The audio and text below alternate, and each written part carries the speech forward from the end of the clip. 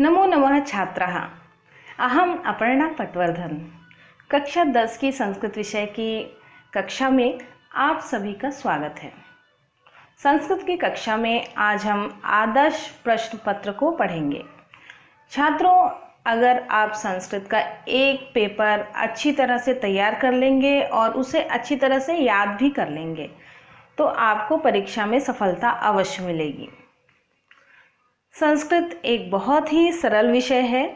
आप एकाग्रता से इसे पढ़ेंगे तो बहुत ही कम समय में आसानी से आपको याद हो जाएगा। छात्रों, ये देखिए, ये कक्षा 10 का ब्लूप्रिंट है।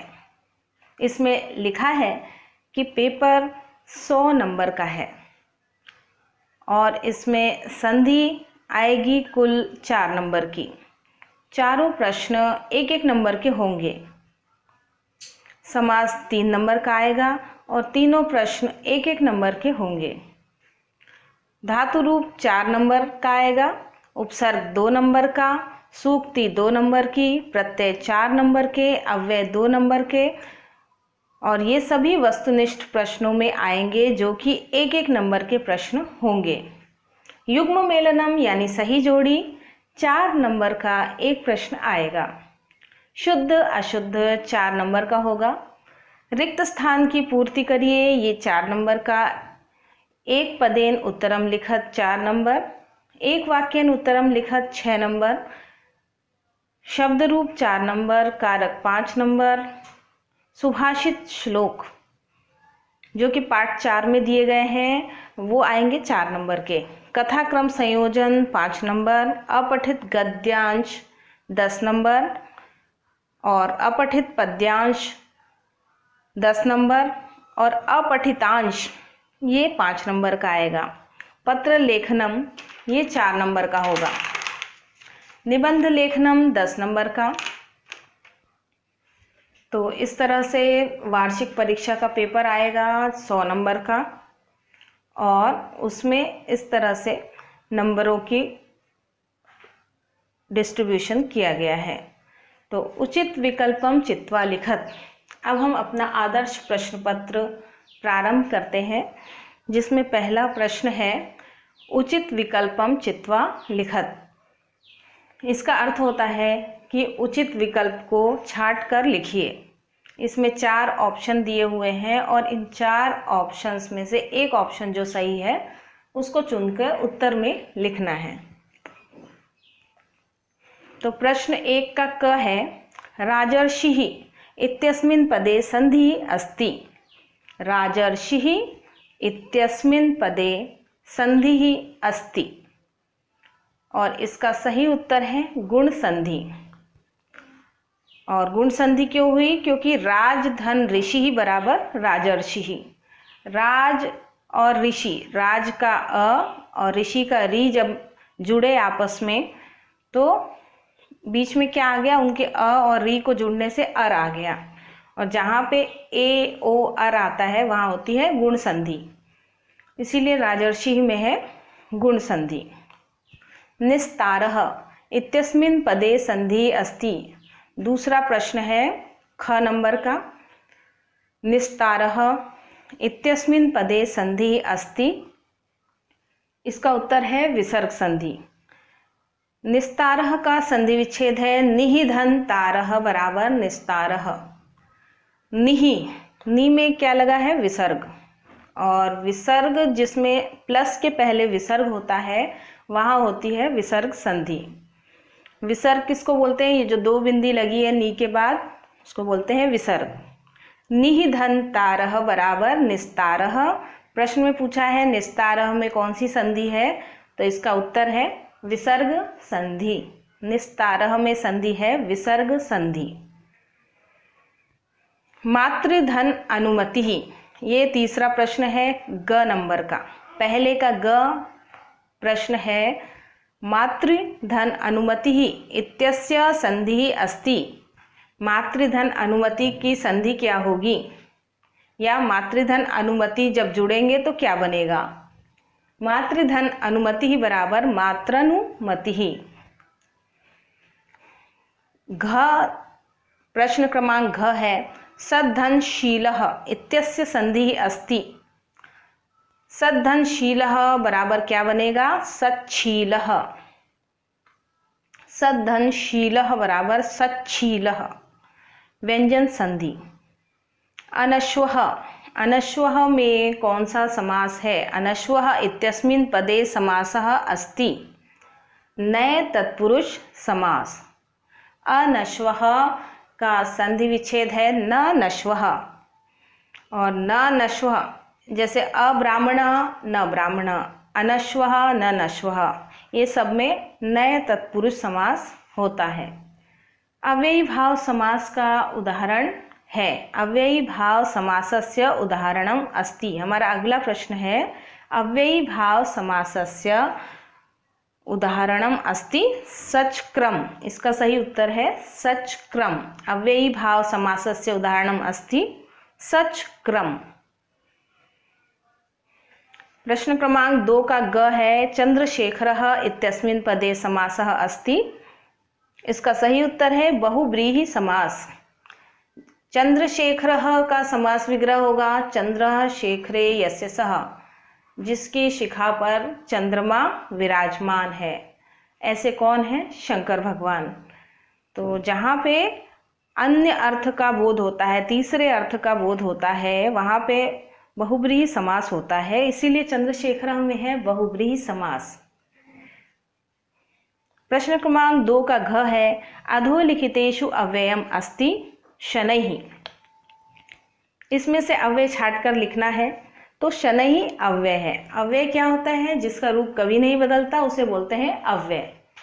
तो शनैः, शनैः को अगर हम लड़की के लिए बोल रहे हैं, शनैः यानी धीरे, तो अगर लड़की के लिए बोल रहे हैं तो भी शनैः बोलेंगे, लड़के के लिए बोल रहे हैं तो भी शनैः बोलेंगे, एक व्यक्ति के लिए बोल रहे हैं तो भी शनैः बोलेंगे, और बहुत सारे व्यक्तियों के लिए बोल रहे हैं तो भी शनैः। धीरे को हम धीरे ही बोलेंगे।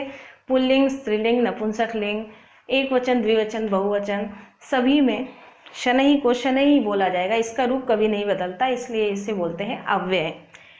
तो अधोलिखितेषु अव्ययम अस्ति ये प्रश्न है और इसका उत्तर है शनैः। प्रश्न क्रमांक 2 का अंग है अद्य अधिकम शैत्यम वर्तते। अस्मिन् वाक्ये अव्ययम अस्ति। अद्य अधिकम शैत्यम वर्तते यानी आज बहुत ठंड है।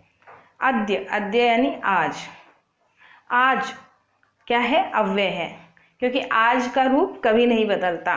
तीनों लिंगों में, तीनों वचनों में और सभी विभक्तियों में अद्य को हम अद्य ही बोलते हैं, इसलिए ये है अव्यय। अद्य अधिकम शैत्यम वर्तते। इनमें से अस्मिन् वाक्ये अव्ययम अस्ति, इस वाक्य में अव्यय है अद्य। प्रश्न क्रमांक 3 का क है परागतः इत्यस्मिन् पदे उपसर्गः अस्ति। परागतः में कौन सा उपसर्ग है? इसमें ऑप्शन दिए हैं प्रति, अति, अपि और अस्ति। तो परागतः में उपसर्ग जो शुरू में जुड़ते हैं, आगे जुड़ते हैं, उसको बोलते हैं उपसर्ग, और जो लास्ट में जुड़ते हैं, सबसे बाद में जुड़ते हैं, उसको बोलते हैं प्रत्यय। तो परागतः में उपसर्ग कौन सा है? परा। परागतः में कौन सा उपसर्ग है? इसका सही उत्तर है परा। प्रश्न क्रमांक 3 का ख है अधोलिखितेषु उपसर्गः नास्ति। इनमें से कौन सा उपसर्ग नहीं है? तो इसमें एक ऑप्शन दिया है अस्ति। इसका सही उत्तर है अस्ति। अस्ति उपसर्ग नहीं है। अधोलिखितेषु उपसर्गः नास्ति, इसका सही उत्तर है अस्ति। पठतो नास्ति, ये 2 प्रश्न यहाँ पे दिए गए हैं, पठतो नास्ति और क और ख। प्रश्न क्रमांक 4 का क और ख दिया है। ये दोनों प्रश्न सूक्तियों से लिए गए हैं। सूक्ति आपके 21 पाठ में दी गई है, लेकिन भले ये 21 पाठ में है, लेकिन ये तिमाही, छमाही, वार्षिक सब में ये प्रश्न आते हैं सूक्तियों से, इसलिए इसको ज़रूर याद करना है। तो प्रश्न क्रमांक 4 का क है पठतो नास्ति, फिर रिक्त स्थान दिया है, वहाँ हमें लिखना है मूर्खत्वम। पठतो नास्ति मूर्खत्वम। ख में रिक्त स्थान दिया है, फिर लिखा है किल मनुष्याणाम देवतानाम च दैवतम। तो रिक्त स्थान में हमें लिखना है माता। माता किल मनुष्याणां देवतानां च दैवतम। माता मनुष्यों के लिए देवों से भी बड़ी देवता होती है। प्रश्न क्रमांक 5 में भी हमें उचित विकल्प को छाट कर लिखना है। उचित विकल्पम चित्वा लिखत द्रक्ष्यामः। द्रक्ष्यामः इत्यस्मिन् पदे लकारः अस्ति। तो जहाँ भी इष्यामः, इष्यति, इष्यतः, इष्यन्ति, इष्यामः, ये सारे जहाँ इष्य लगता है वहाँ होता है लृट लकार। तो इसलिए द्रक्ष्यामः में कौन सा लकार है ये पूछा है, तो हमें उत्तर देना है लृट लकार। द्रक्ष्यामः में कौन सा लकार है? लृट लकार। गच्छानि इत्यस्मिन् पदे पुरुष अस्ति। गच्छानि में कौन सा पुरुष है? गच्छानि इत्यस्मिन् पदे पुरुष अस्ति, उत्तम पुरुष। गच्छानि इत्यस्मिन् पदे पुरुष अस्ति का उत्तर है उत्तम पुरुष। हन्ति, हन्ति इत्यस्मिन् पदे वचनम अस्ति, एक वचन। हन्ति में कौन सा वचन है? एक वचन। पक्ष्यति, पक्ष्यति इत्यस्मिन् पदे धातुः अस्ति, पच धातु। पक्ष्यति में कौन सी धातु है? इसका सही उत्तर है पच। पक्ष्यति इत्यस्मिन् पदे धातुः अस्ति, पच। प्रश्न क्रमांक 6 में लिखा है अजा इत्यस्मिन् पदे प्रत्ययः अस्ति। अजा में कौन सा प्रत्यय है? तो इसका सही उत्तर है टाप। अजा इत्यस्मिन् पदे प्रत्ययः अस्ति, टाप। शत्रु प्रत्ययस्य उदाहरणम अस्ति। प्रश्न क्रमांक 6 का ख है शत्रु प्रत्ययस्य उदाहरणम अस्ति और इसका सही उत्तर है पठन। शत्रु प्रत्यय का उदाहरण कौन सा है? पठन। अस्ति का अर्थ है। शत्रु प्रत्यय का उदाहरण है पठन। गुणधन मतुप इत्यस्य पदम भविष्यति गुणवान। गुणधन मतुप का पद क्या बनेगा? तो बनेगा गुणवान। गुण धन मतुप, गुण में मतुप प्रत्यय जब जुड़ेगा तो क्या बनेगा? गुणवान। सही उत्तर है गुणवान। प्रश्न क्रमांक 6 का घ है आदाय इत्यस्मिन् पदे प्रत्ययः अस्ति। तो आदाय में कौन सा प्रत्यय है? आदाय में है लेप प्रत्यय। लेप। आदाय में आ उपसर्ग है, दा धातु है और लेप प्रत्यय है। आ धन दा धन लेप बराबर आदाय। तो आदाय में कौन सा प्रत्यय है? लेप। तो छात्रों आज हमने आदर्श प्रश्न पत्र में प्रश्न क्रमांक 6 तक पढ़ाई की है। तो छात्रों आदर्श प्रश्न पत्र में आज बस इतना ही। इन सभी प्रश्नों को अपनी कॉपी में लिखकर दिखाइए और याद करिए। अगले भाग में प्रश्न क्रमांक 7 से प्रश्नों को हल करवाऊंगी। नमो नमः।